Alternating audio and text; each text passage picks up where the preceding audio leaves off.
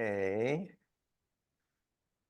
So, yeah, I really appreciate the opportunity to join you all.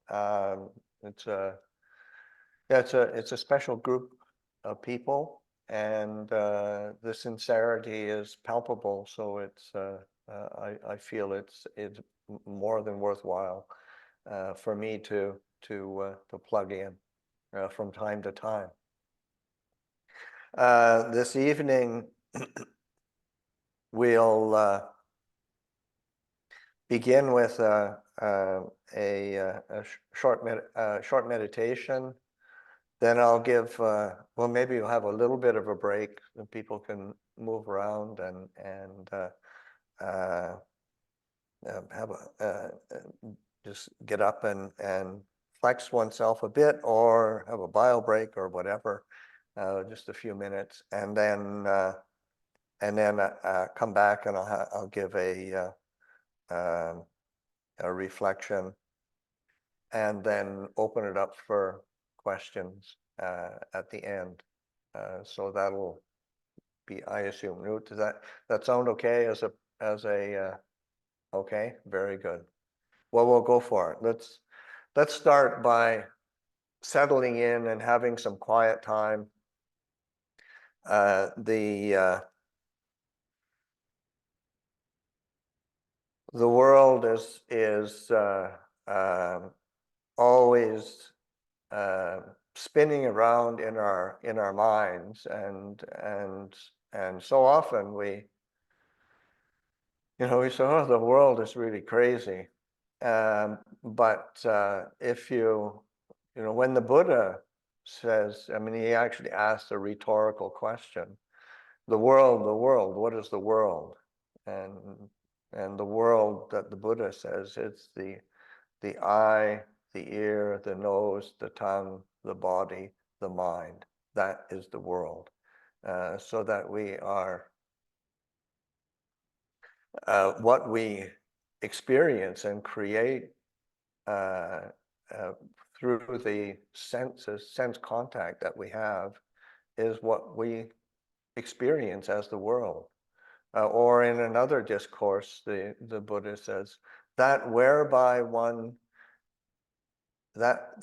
is a conceiver of the world and a perceiver of the world, that is the world. So that it's not as if we are being impinged on by the world, even though it feels like that, but we are engaging in the world, and it's important to recognize that we have that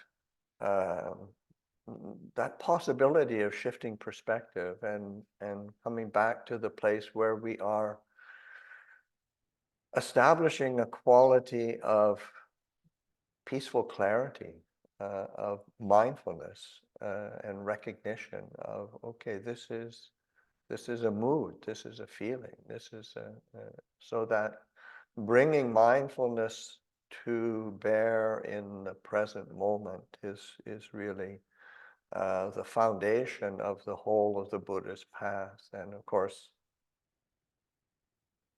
it goes through all of our aspects of actions of our body, of our speech, of our mind. So it's something that we have to build on, this sense of mindfulness, and taking the opportunity to just stop and step back into a space of presence and awareness is the building of a whole different world, and to establish a sense of mindfulness and clarity. So, and it's just as one breath at a time is how we can be doing that. So this mindfulness of breathe. Of course, there's many different meditation techniques, in whatever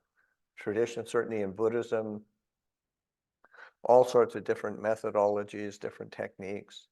I tend to personally, I tend to rely on mindfulness of breathing, and I tend to teach that more than anything else. So that's what I rely on as a go-to object for um, collecting attention, so that using the posture, because your first thing that you're paying attention to is, it's okay, I'm breathing, I'm sitting here. Well, how am I sitting? Am I sitting up straight? Am I slumped over? Am I kind of restless? Am I fidgety? And just paying attention to the posture and relaxing into an upright posture, so that the breath comes in comfortably, the breath goes out comfortably. Paying attention to the breath as it comes in, paying attention to the breath as it goes out. One of the main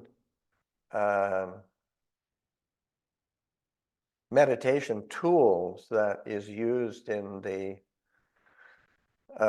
monasteries in Thailand, where I came from, northeast part of Thailand, is just a very simple use of a very short, just the name of the Buddha, and when they pronounce it, it's with an O at the end, Buddha. And just so 2 syllables on the in, and breaking it up on the in breath, Bud, on the out breath, Do. And it's just using that simple recollection of the Buddha and bringing that to mind, using that to, it's like to bring attention around an activity. So you're breathing in, Bud, breathing out, Do, Bud, Do. And just a soft internal recollection of the act of breathing, but then also the use of that short, it's like a mantra. And it's particularly meaningful in terms of using the name of the Buddha, because the main qualities of the Buddha that are pointed to when we define, well, what is a Buddha? How is it usually defined? And it is the quality of knowing. So just knowing the breath as it comes in, knowing as the breath goes out, knowing when a thought comes up in the mind, fleeting thought of whether it's a sensible thought or a completely absurd thought, just knowing it, just a quality of knowing, and the quality of being awake. Mindfulness is also the quality of awakeness. So being alert, being present, being awake. As the breath comes in, it's being alert, being present, being awake. And on a certain level, it's just opening up the possibility to the waking up to this present moment. And the last quality that is a part of the word Buddha or Buddho is that it's a quality of radiance, of happiness, kind of a radiant happiness, well-being, so that there's a sense of, as one breathes in, there's a sense of well-being, a sense of awakeness, a sense of knowing clearly as one breathes out. So fostering that, looking after that, caring for it, facilitating that quality in the heart. So we can just use that, using the posture as we're sitting here, breathing in. We can pay attention either at the tip of the nose, at the abdomen, at the whole sensation of the breath coming in, the breath going out. Just whatever feels most comfortable. Because it's important that one is not getting too tense, too tight, too rigid in what was you want to give yourself the opportunity to, like, resting in awareness, resting in this quality of knowing. So we can take this opportunity to sit quietly, let the world drop away. It's not that you're pushing it away, annihilating it. It's just paying attention to one thing, the breath coming in, the breath going in, paying attention to the mood of the mind, the quality of awareness, and letting the world, the conceiving and the perceiving fall to the wayside a bit and just stay with the knowing, be with the knowing, allow that quality of knowing and awareness and mindfulness to stand up and be counted. So we'll can just sit quietly for a bit now.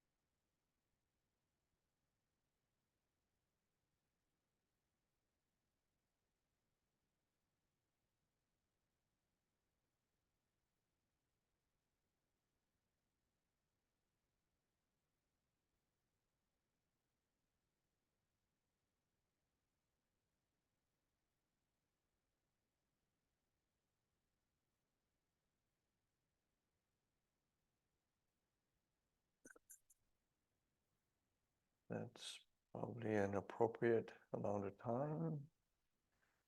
And can maybe take the opportunity to have a bit of a break.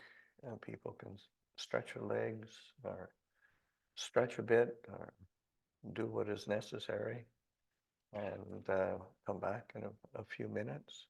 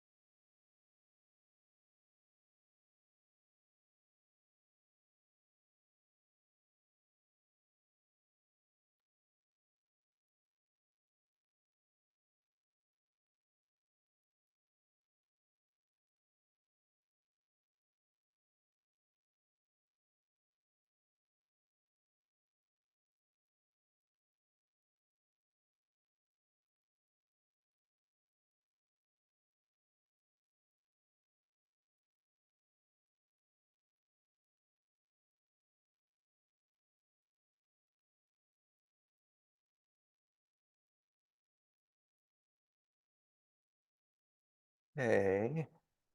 Think there's enough, that's enough time? Okay, very good. Um,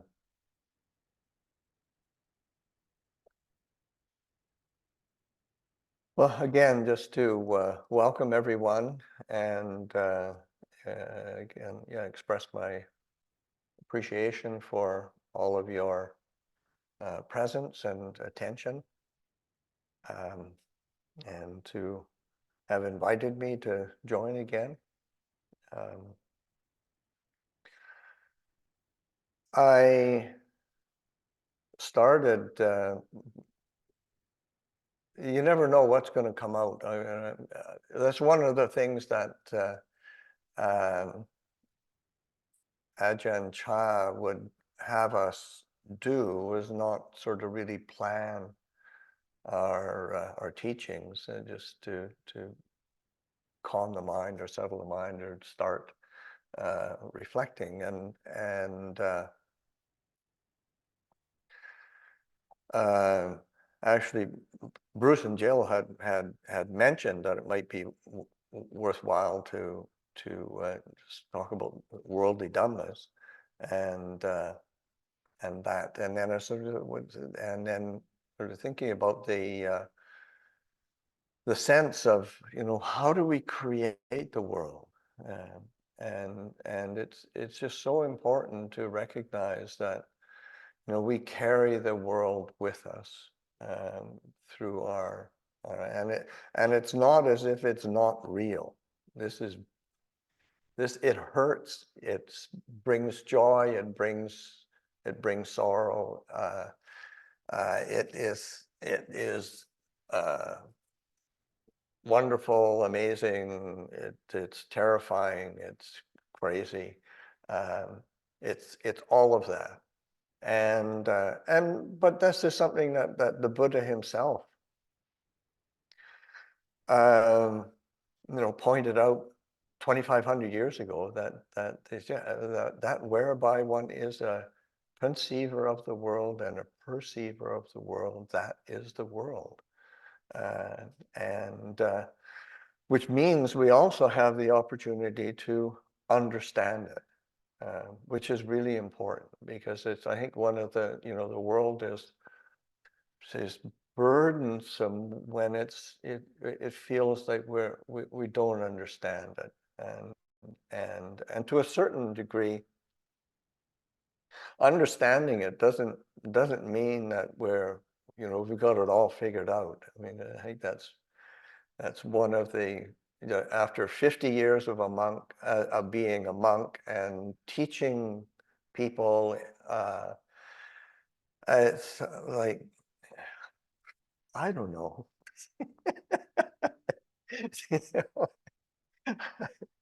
It's the human mind just can be so perplexing, and but it's also, you can start seeing patterns of what we cling to, and this is so important to recognize that, the Buddha is not trying to give a detailed analysis of the world, either in a physical way or even in an emotional way, but he is trying to give us the tools, to not create suffering and complication.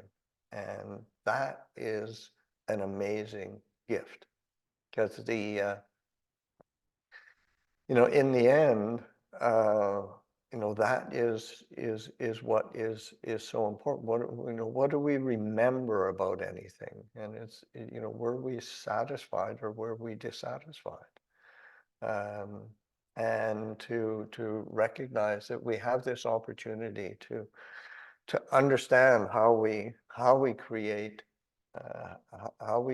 this sense of discontent, dissatisfaction, dis-ease, within the heart, and it's here, and it's here in this heart that we do that. It's through our own impulses and habits of greed, hatred, delusion, that we do that. These patterns of the heart, and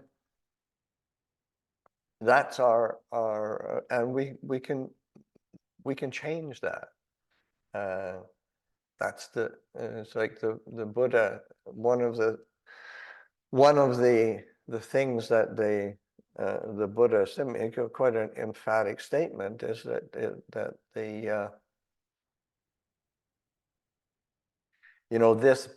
this mind, this heart, is radiant, but it is affected by,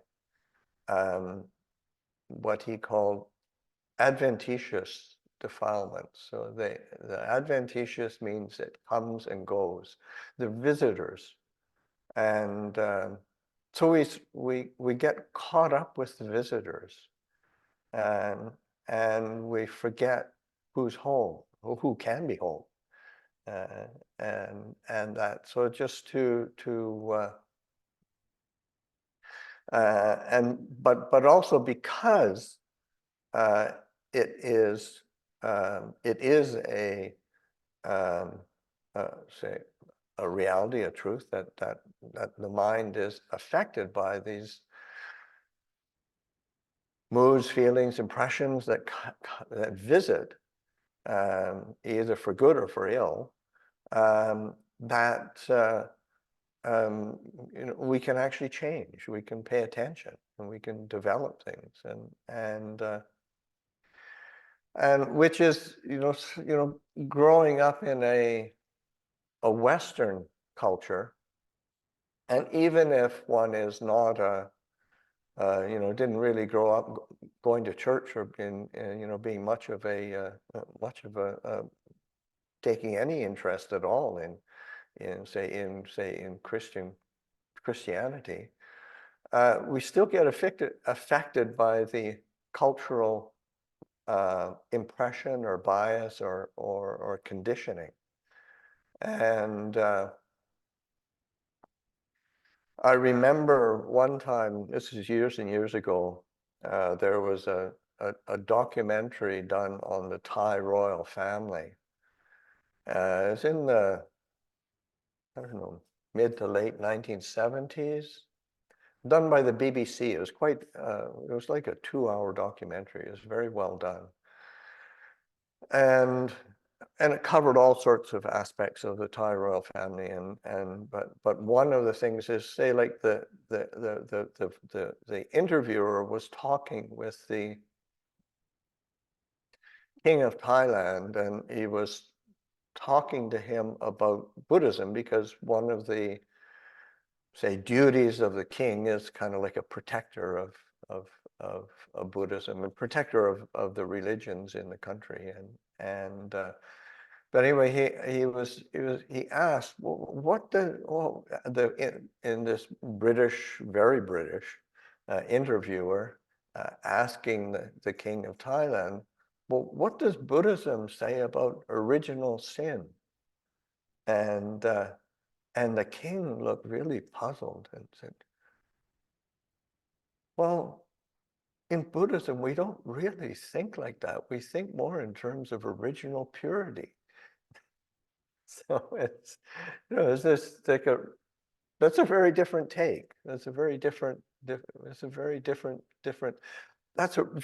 baseline to be working with, and to remind ourselves that that is a possibility, and is a place to return to, and that we can do that with just fundamental mindfulness and clarity. It's what we have this ability of the mind to do. But the reality also is these moods come in and out of the mind, and the conditions change, and what do we do? And so that one of the things that the Buddha has us pay attention to is what he called the worldly dhammas, or the worldly winds, the things that from the world that blow us around, and yeah, we get blown away by them. So the first is, and they're pairs that sort of opposites, pull us in opposite directions. So like praise and blame, gain and loss, status and disrepute, and pleasure and pain. These 8 things are what pull us around, and it doesn't really matter whether one is a fully awakened Buddha or an ordinary person in the world, Joe Schmo, one is going to experience praise and blame, gain and loss, status and disrepute, and pleasure and pain. It's just is the nature of the world, and these things change all the time. And because it certainly wasn't the case, it wasn't the case that the say the Buddha, because the Buddha certainly got criticized, he got blamed, um, he was criticized in many different ways. His cousin even tried to take over the sangha and made a few attempts on his life. And you think, and the Buddha wasn't sort of, oh, I put all this effort into becoming a fully awakened Buddha under the Bodhi tree, and people are treating me like this. I can't believe it. So it's, it's just it's just the Buddha understanding that the world is like this, and when we return to mindfulness and clear comprehension, then we've got an opportunity to watch things arise and cease, and that is the nature of all things. Things come into being and they pass away, and we can watch that process with mindfulness and clarity, and a sense of, it's with that mindfulness and clarity that there's a sense of peace and well-being and compassion. I remember one time there's a very senior monk in Thailand. He's passed away now, Ajahn Mahabua, and he, by temperament, he was actually quite a fierce teacher, and he did not suffer fools. But one time he was asked, what's the nature of an enlightened being? What is it? What's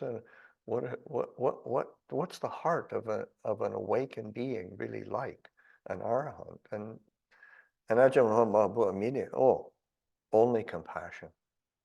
And it's just this sense of recognizing that with clear seeing, there is an acceptance of all the worldly conditions. There's an acceptance of our place within all those worldly conditions, and it's and that compassion doesn't kind of exclude anybody or anything. It's just this is such an important foundation to be able to open the heart to that possibility, um, and and especially in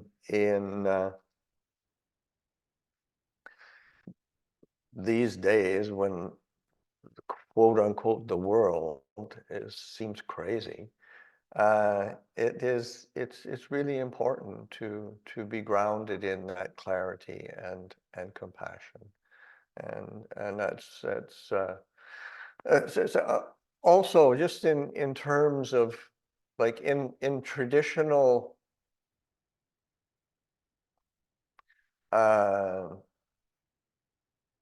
say Buddhist ceremony, for the Theravada tradition, the Southern school of Buddhism, when we pay respects to the Buddha, recollect the Buddha, we use Namo Tassa Bhagavato Arahato Samma Sambuddhassa. It's something that people recite all the time. But that is an actual paying homage to the qualities of the Buddha. And so those qualities are compassion, purity, and wisdom. Namo Tassa Bhagavato. Namo Tassa is to pay homage. Bhagavato is the Blessed One, the one who brings blessings.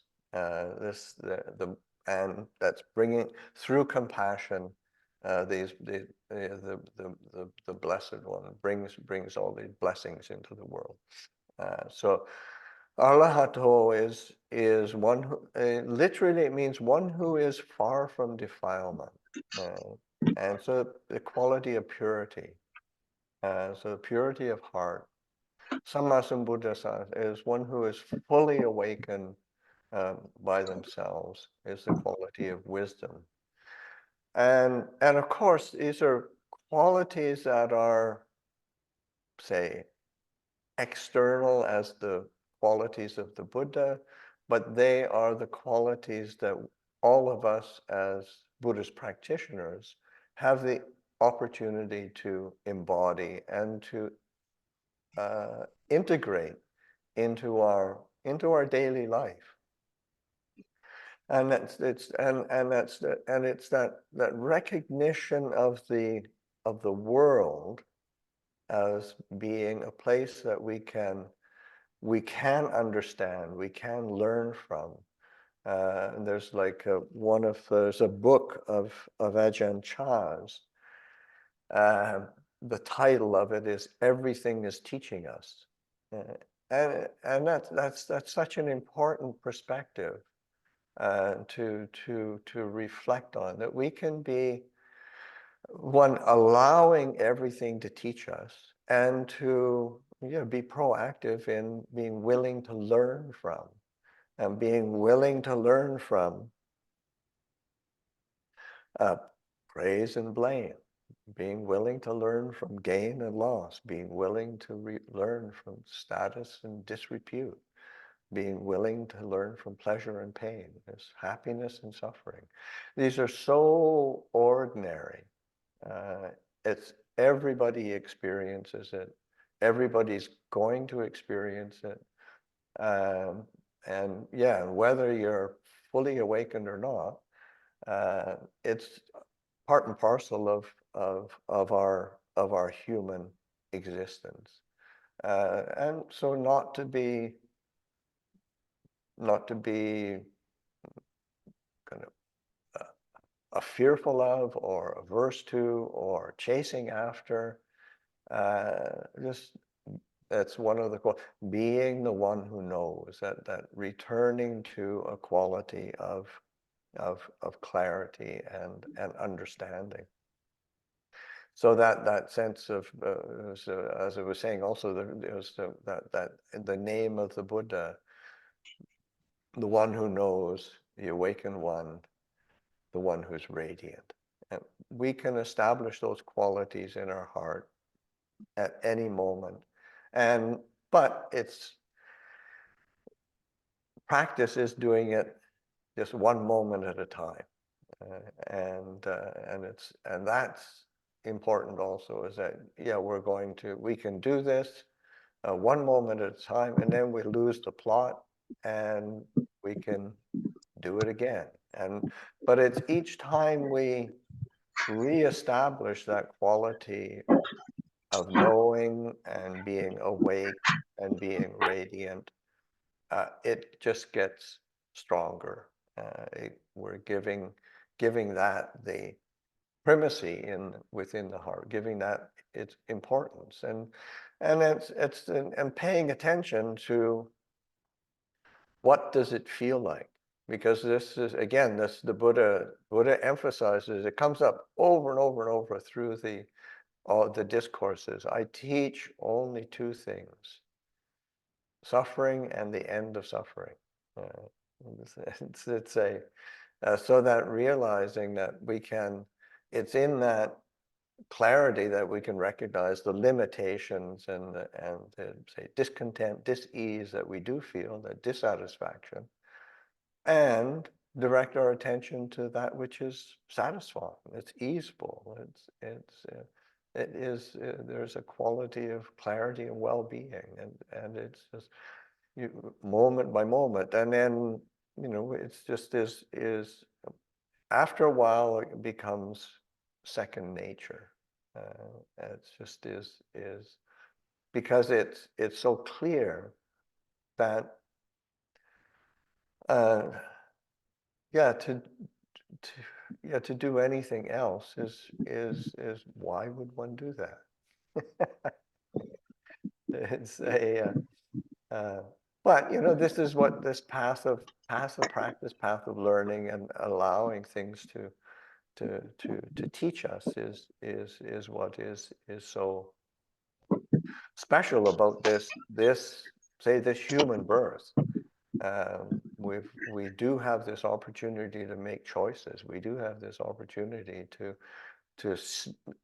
understand the difference between, what's peaceful and what's confusing. What is actually the difference between happiness and sadness. We can discern that. We can recognize that. And as we see that more and more clearly, it's that quality of mindfulness and clear discernment that we start making these choices for ourselves that are really, they change the world in the sense we change how we conceive of the world, how we perceive the world, how we conceive of ourselves and perceive ourselves. And that's a tremendous gift to give ourselves and give the world around us. So I'll offer that for reflection and open it up for questions if anybody has any questions.